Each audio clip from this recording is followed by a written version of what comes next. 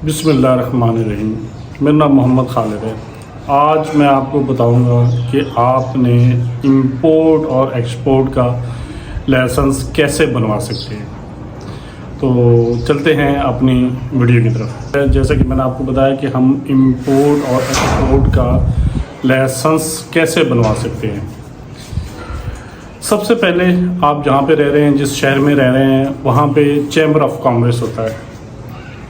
Chamber of commerce के अंदर आपने पहले अपनी एक कंपनी बनानी है, एक नाम रखना है। आप 3, 4, 5 नाम जो है ना आपने रखने हैं।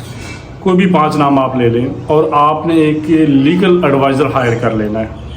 जब आपने 5 नाम लिए, लीगल एडवाइज़र हायर कर लिया, तो वो लीगल एडवाइज़र जो है वो आपके 5 नाम चैम्बर ऑफ कॉमर्स, जो भी आप शहर में रह रहे हैं, मुल्तान, लाहौर, फैसलाबाद, जिस भी शहर में है, वो वहाँ पे जाके चैम्बर ऑफ कॉमर्स में वो 5 नाम देगा आपके।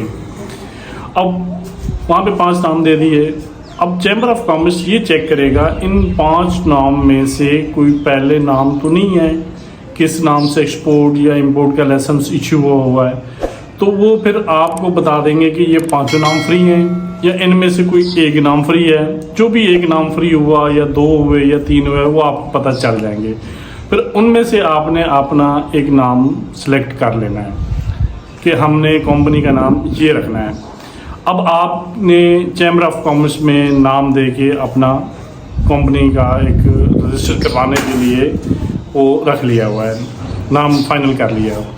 उसके बाद आपने इसका NTN बनवाना है। NTN के लिए भी आपको मैंने जैसे पहले बताया कि लीगल एडवाइज़र जो आपको होएगा वो NTN आपका ID कार्ड से NTN अप्लाई कर देगा। अब NTN तो हो गया आपका, चैम्बर ऑफ कॉमर्स से भी हो गया। अब आपने क्या करना है, आपने इसके अंदर GST के अंदर जाना है। GST आपने फाइल करवाना, उसमें STRN है। उसके अंदर आपने जो आपने कंपनी बनाई उसका विजिटिंग कार्ड, उसका लेटर हेड और आपका जो बिजली का बिल है, और जिस जगह पे आपने, जहाँ पे शॉप है या ऑफिस है या फैक्ट्री बना रहे हैं, तो वहाँ का बिजली का बिल आप साथ देंगे लेटर हेड के साथ। तो ये आप सबमिट करवाएंगे GST के अंदर। अच्छा, अब ये आपने लीगल एडवाइज़र के थ्रू आपने सबमिट करवा दिया हुआ है, अब हो गया हुआ है। अब आपने लाइसेंस अप्लाई करना है, PSW, पाकिस्तान सिंगल विंडो।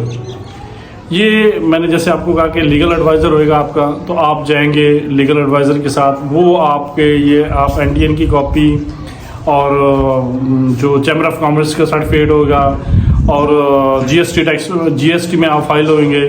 तो ये आप जब वहाँ पे PSW में करवाएंगे, वहाँ पे आपको बायोमेट्रिक आपको जाना पड़ेगा, सब बायोमेट्रिक करवाएंगे। वो आपको एक ID देंगे और पासवर्ड देंगे, वो आपका लाइसेंस होएगा जो कि इशू हो चुका हुआ है। अब आपके पास लाइसेंस आ गया, तो आपने जो आपका बैंक होएगा, आपने 3-4 बैंक चेक करने, जो एक्सपोर्ट के रिलेटेड अच्छा बैंक है, उसके अंदर आपने अपना बिजनेस अकाउंट ओपन करवाना है कंपनी के नाम पे।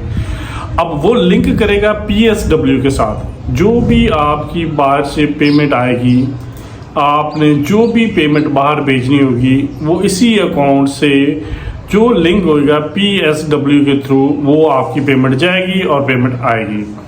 ये तो हो गया आपका एक्सपोर्ट का लाइसेंस। अब आपने लाइसेंस बनवा लिया, अब आपने कहा जी मैं बस एक्सपोर्ट कर सकता हूँ और पेमेंट आ सकती है मेरे पास। लेकिन ये एक दिन का काम नहीं है। मैंने आपको जैसे पहले बताया कि अगर आप रेगुलर एक्सपोर्ट करना चाहते हैं तो आपको फ़ायदा है। अगर आपने बहुत कम भेजना है, 400 kg है, 500 kg है, तो वो आपको मैंने पहले भी बताया कि किसी भी फ्रेट फॉरवर्डर के थ्रू आप वो भेज सकते हैं।